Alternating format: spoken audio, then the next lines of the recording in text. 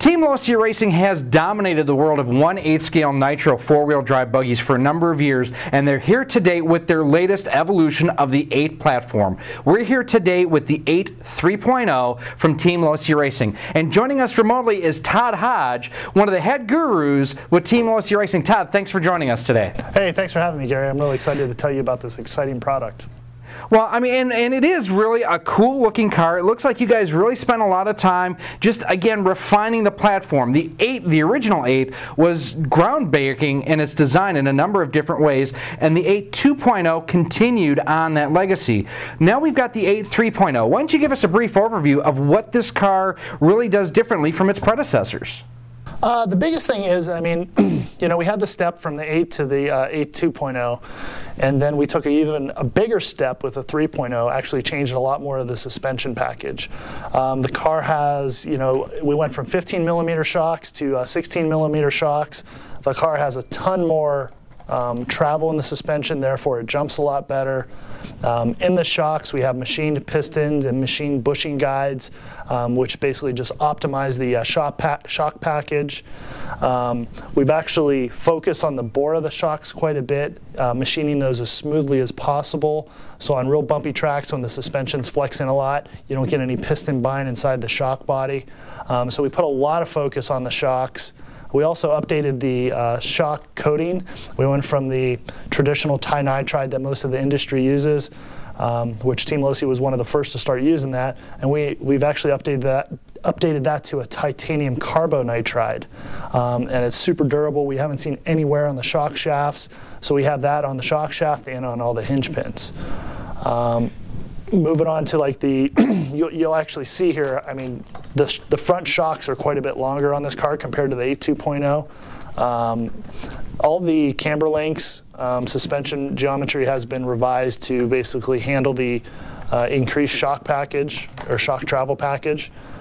Well, it seems really like what you guys have done with the 8 3.0 is going, first of all, from the original 8 to the 8 2.0. It was a lot of little refinements. There's the new radio tray that went in there, some slight geometry changes, some new camber link positioning, stuff like that. It really seems like, not that this was designed from a clean sheet of paper, but that you really opened up the playbook as far as what you were and were not willing to tweak. For example, the shocks. I mean, the original shocks from the 8 continued on through the 8E, the 8 2.0, and even the 8 2.0 EU. This is, you know, a larger bore shock, different springs. Kind of walk us through why you guys decided to go ahead and redesign the shock slightly. The biggest thing is just the different pack ratios that we experienced. We tested everything from 14mm, 17mm shock diameters against our 15mm, and what we found is 16mm was just the best pack ratio and the volume for an A-scale buggy of this size and weight.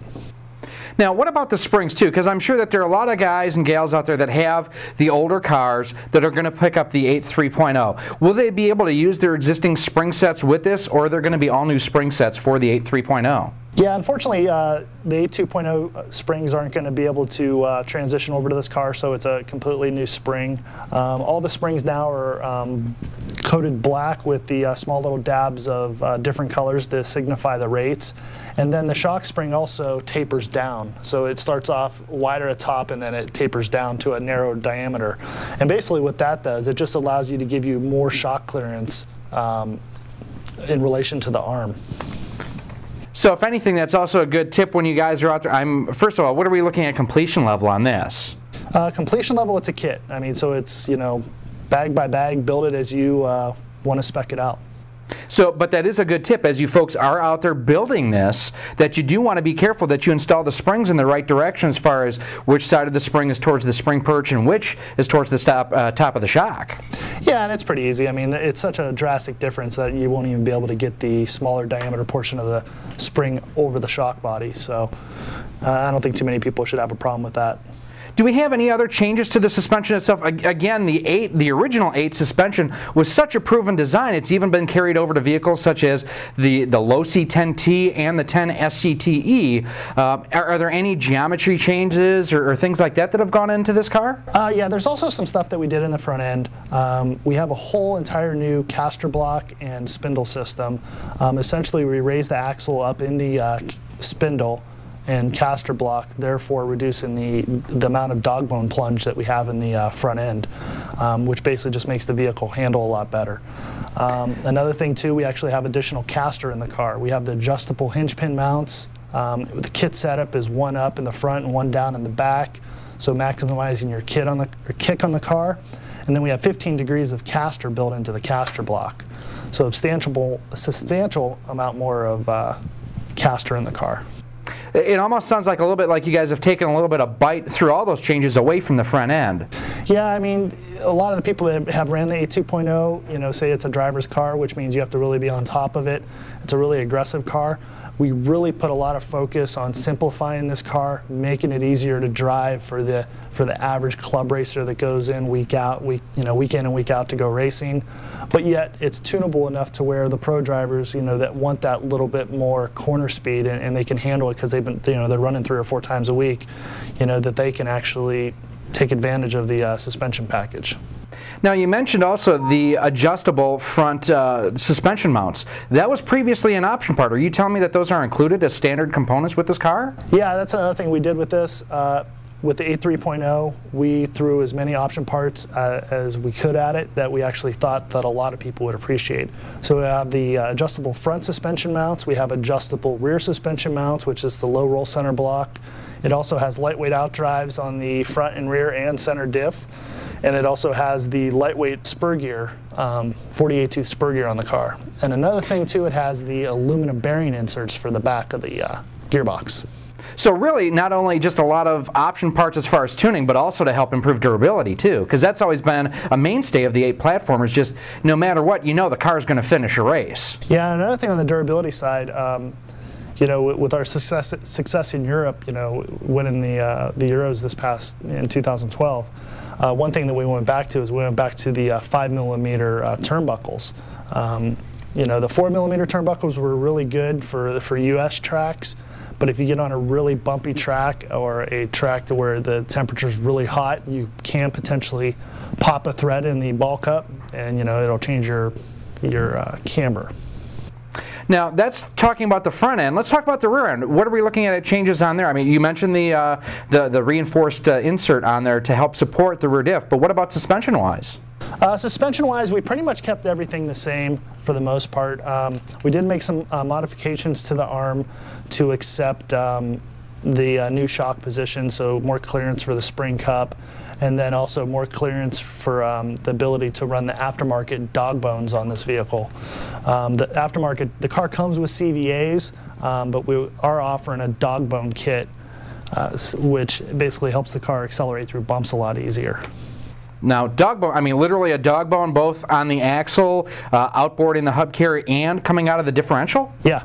Yeah, old school dog bone, and it's just amazing. It has the least amount of friction, and when we're at tracks like Silver State where it just gets really bumpy, the car just absorbs the bumps with dog bones, and it gives the drivers a tuning option. That's actually really cool. I don't know that I've heard anyone doing that. And normally you go the other way. You go from CVAs or universals from a dog bone instead of the other way around. So it's really an interesting tuning aid you guys have worked on here. Yeah, that doesn't come with the car. It comes with the CVAs, but it is a tuning option. But one area that the dog bones do come in is the center drive line. So instead of the CVA or universals, we actually have dog bones in the center. So it just reduces the amount of friction, and therefore you get just better runtime. Now, before we take the body off of our car that we have here on the bench, you guys also spent a lot of time doing work, it looks like, on the aero package of this car, which, it's an A-scale buggy. You don't often think of aerodynamics, but even from the little fin here behind the engine mount and the wing, too, you guys have really done a lot of aero testing with this car. Yeah, that kind of started with the A2.0 EU on the higher speed tracks where we put the fin in the back, and then on this body, we basically brought the front windshield up to give it a little bit more front downforce, but then we also increased the height of the rear fin. Yeah, it seems like the trend has been more that cab forward type design, especially in like 4-wheel electric and 2-wheel electric 10-scale buggies. And it really seems like you mentioned the front windshield on this car, like it's kind of following along that same trend. Yeah, it is. I mean, it's really a tuning option, and any racers that's truly prepared could definitely use it to their advantage. If you want more front end bite via aero, you run a cab forward body. If you want less, front end bite and more rear grip, you run more of a traditional, call it the traditional rear cab. And another thing I'd like to talk to you about is we actually revised the wing on this car. We molded an entire new wing, bigger end plates. We extended the fins down on the bottom.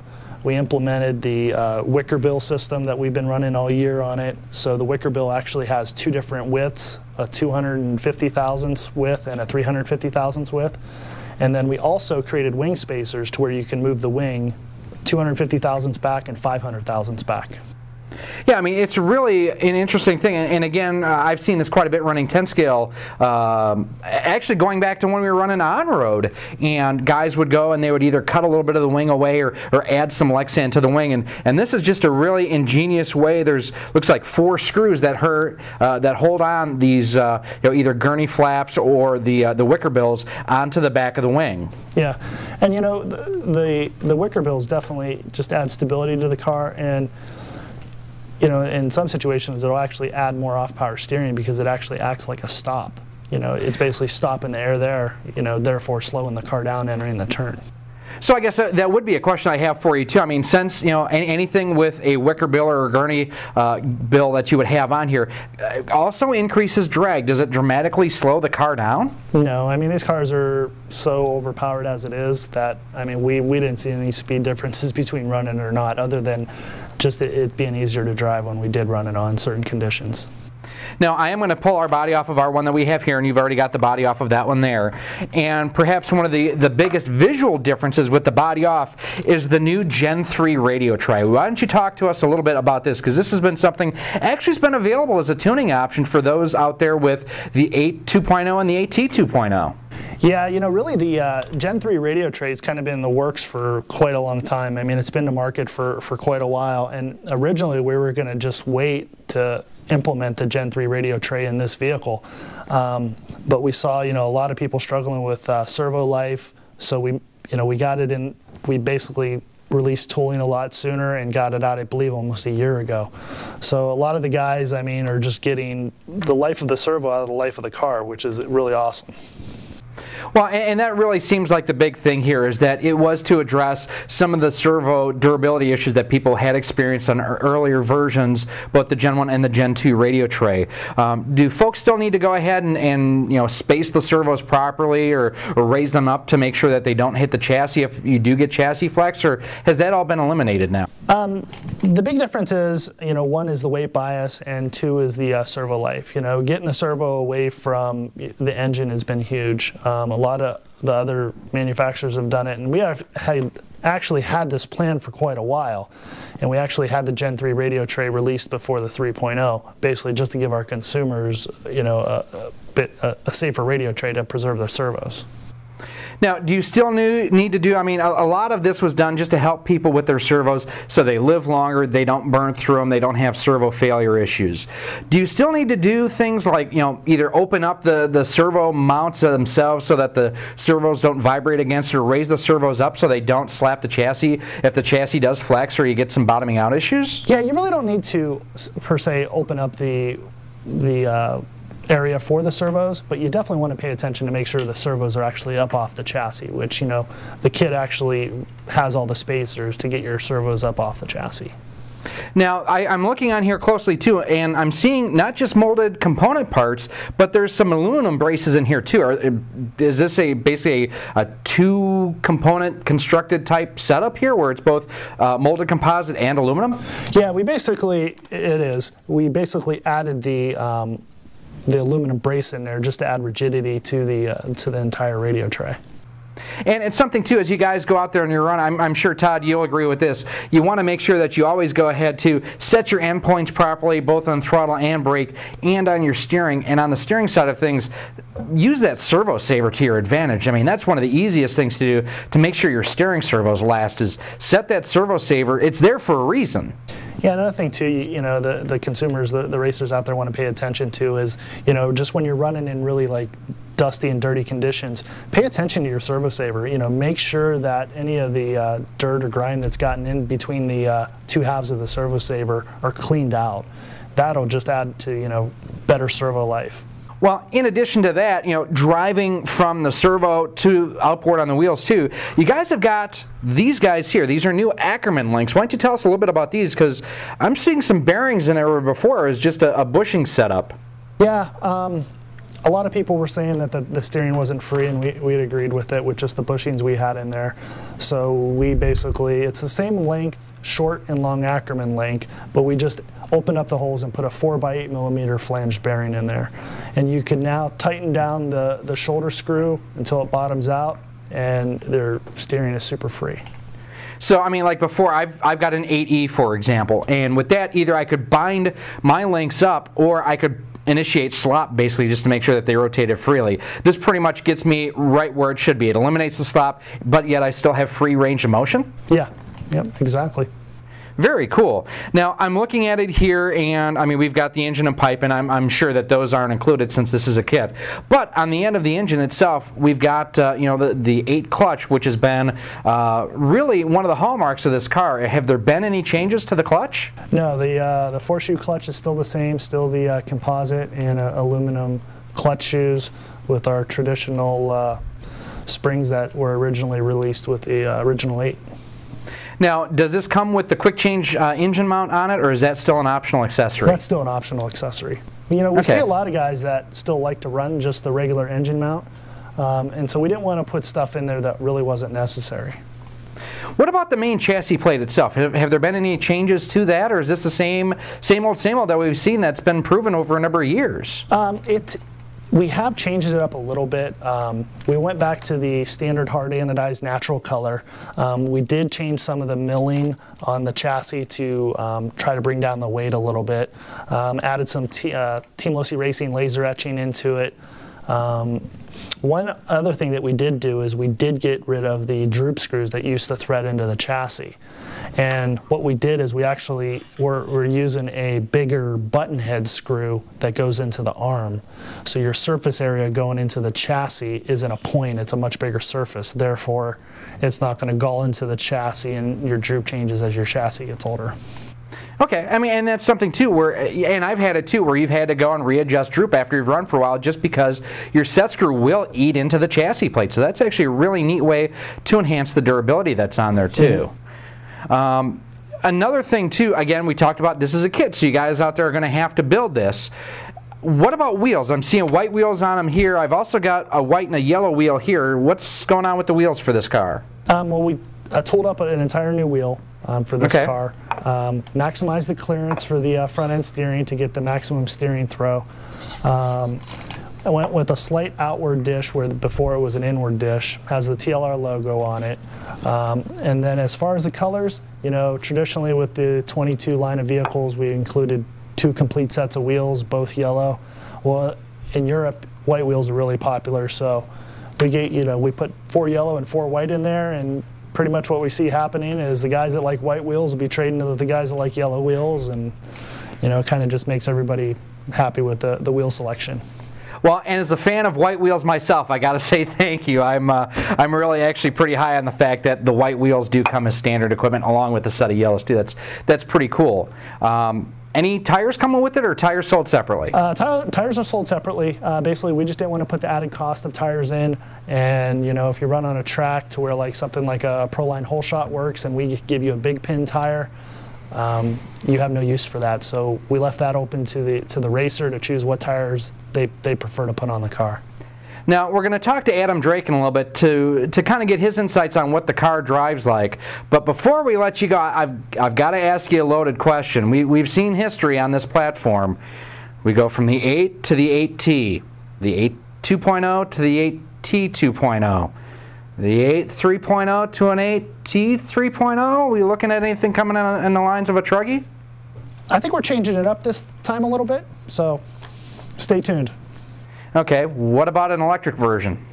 You never know what we're working on here. Okay, and I'm assuming too, with something like this, there's so many new pieces and whatnot, you're not going to have a conversion kit for it for previous 8 2.0 owners. No, and we get that question a lot whenever we release a new car, and the challenge is when you release just a conversion kit for somebody to convert their 8 2.0 into an 8 3.0, you're basically limiting their experience that they're going to have with a brand new car kit. So, you know, when you have a brand new car kit, everything's fresh, everything's new. And if you were just to give them a conversion kit, they wouldn't be fully satisfied with their 3.0 when it's maybe on a 2-year-old chassis. Well, and a lot of times, too, what you run into is folks that are upgrading from a 2.0 to a 3.0 anyways. They've got a full season worth of racing, so not only is it individual parts and pieces like, you know, either shock tower, shock springs, but it's also a lot of the little stuff that adds up, like bearings, too, that just wear out, that by the time you piece that all out, you're better off buying a new kit. Now, okay, so no kit, conversion kit to go from a 2.0 to a 3.0. What about the electric conversion kit if I wanted to make my own 8E 3.0? Will that work? Yeah, the Losi conversion kit will bolt right onto this chassis. Very cool. It's a great looking car, and you guys should definitely be proud of yourself. You know, like I mentioned, we're going to talk to Adam in just a second about how it drives. Have you had a chance to drive it yet? And if so, what do you think? Yeah, you know, I'm not a hardcore nitro guy, but I was involved with some of the testing with Steve and Adam, just to kind of give them more of a neutral perspective. Because I mean, you know, people like Adam, Dakota, Truey, I mean, they're racing week in and week out. I mean, a lot of people say they can drive a shoebox, so we definitely put those other people into place to where, you know, somebody like me gets out of the office and goes out to run it and get a feel for it. Well, Todd Hodge from Team Losi Racing, thank you very much, my friend, and we'll talk to you soon. All right, thanks, Gary.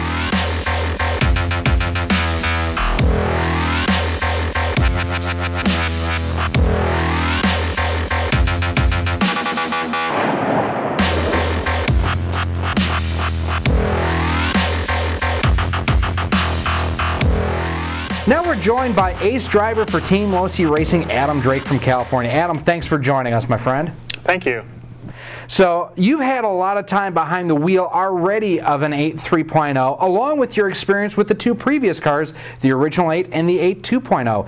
Kind of walk us through, what does this drive like versus the previous cars?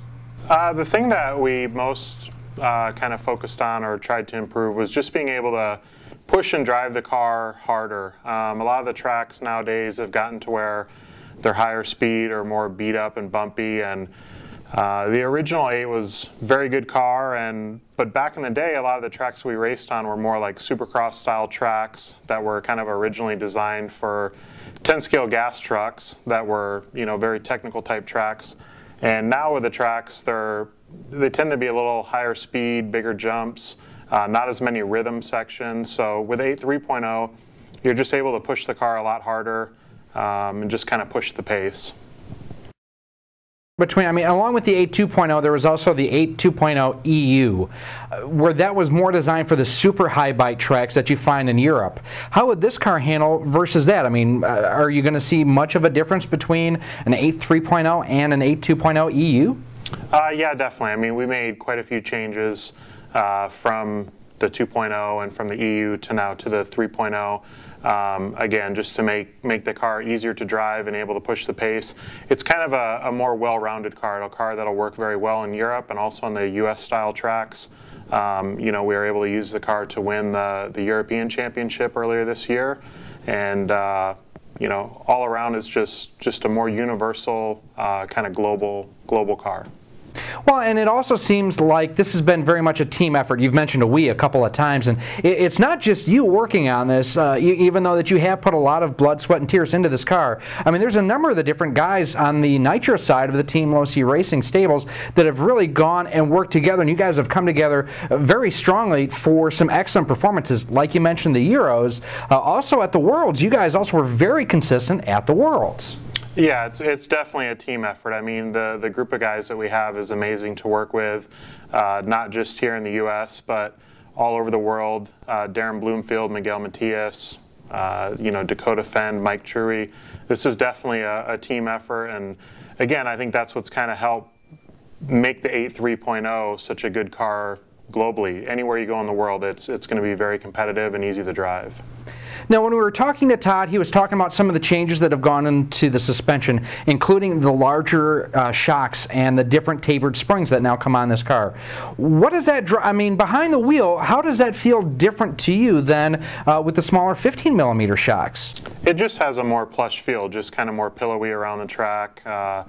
Lands the jumps kind of just with a little more cush, plush feel. So again, it's just back to that, able to drive the car harder, push the car. You know, if you over jump something or don't hit the downside just perfect, it just gives you that little bit of extra comfort, you know, without having the car step out. Now, one of the things too on this car versus some of the earlier cars is it now actually comes with the brake caliper springs right out of the box. Is that something that, you know, if you tend to panic brake, will help or soften that feel a little bit, or what does this do for you if you are behind the wheel? It just allows the brakes just to release a little bit earlier and sooner, and also if you're going over a jump and the car's tilted slightly, just allows to keep the brake plates open so that the drivetrain will spin free, you know, midair. Just another one that just kind of real neat, kind of fine-tune features on the 8.3.0. Aero has been a big focus on this car, from the new side fin that's on the rear side of the body to the different wicker bills, gurney flaps that come on the wing. How much of this have you worked on and used as tuning aids as you're out there driving? It's been something that we tune with quite a bit. You know, the wing is actually a completely new wing, but the big thing that we tune with is the wicker bills. Just helps with stability and overall rear grip. It's just one of those features that I think a lot of companies overlook, but for us, we spent quite a bit of time making two different optional flaps that will allow you to, you know, tune for all the different conditions. Now, along with that, you also have the option of spacing the rear wing forward or backwards. Do you find one adjustment more helpful in certain situations than another? The wing adjustment as far as the position was mainly because of our guys in Europe. A lot of the tracks in Europe are just really high speed, and just being able to get a little bit more downforce on the rear of the car. The guys have tested and played with different wing spacings. I mean, we do use that as well in the US, but generally the higher speed track, just to take a little bit of weight off the front of the car, a little bit of the pressure as you go to enter the turn. Shifting the wing back just adds that pressure to the rear of the car, gives it a little bit more grip. So it's something that not only will be used for the different style tracks, but I think also for just what you like. I mean, if you're a type of driver that really likes to get on the throttle hard and it needs a little bit more rear grip, you can run a little bit bigger gurney and also just shift the wing back slightly. Talk to us too a little bit about the change in the center driveline, specifically the dog bones. What does that do for you differently than what the older style CVAs would have done? Well, originally the 8 had CVAs front and center, and then we came out with the optional universal for the front to take a little bit of the friction for the front drive shaft because of the angle that we have. And going with the dog bones, that's just kind of one step further, just to take some of the mechanical bind out. It allows the car to kind of drive as though you have a slightly lighter center diff, so it's able to bleed a little bit more power to the front and just help you put the power to the ground that much more. I'm sure you guys are already working on it, and you should have a setup, I'm assuming, out soon regarding what you're running on your 8.3.0. Yeah, I have a number of setups, so as soon as we go live with this, I'll have setups for Darren Bloomfield, Miguel Matias, myself, JR Mitch, pretty much all the guys who have been involved from the beginning. We should be able to go live with setups right away. Any tips or tricks that you'd like to share with everyone as we close things out regarding either building the car or as you're going out and running and tuning options? Not really. I mean, it pretty much builds just like, you know, any of the other TLR vehicles. You know, if there's any questions or anything like that anyone has, I mean, we have the forums that guys can go to, and even to email myself directly, you know, to help support the car and the consumers that we have out there. Thank you very much, Adam Drake with Team Losi Racing and the 8 3.0. Also thanks to Todd Hodge for joining us earlier to talk about this amazing new A-scale buggy from Team Losi Racing. If you folks do have any comments or questions about anything that you've seen here today on the 8 3.0 or anything RC in general, please feel free to email us at editors@horizonrc.com. If you like what you see here, don't forget to like and subscribe here too. Thank you all for watching. We'll see you very soon.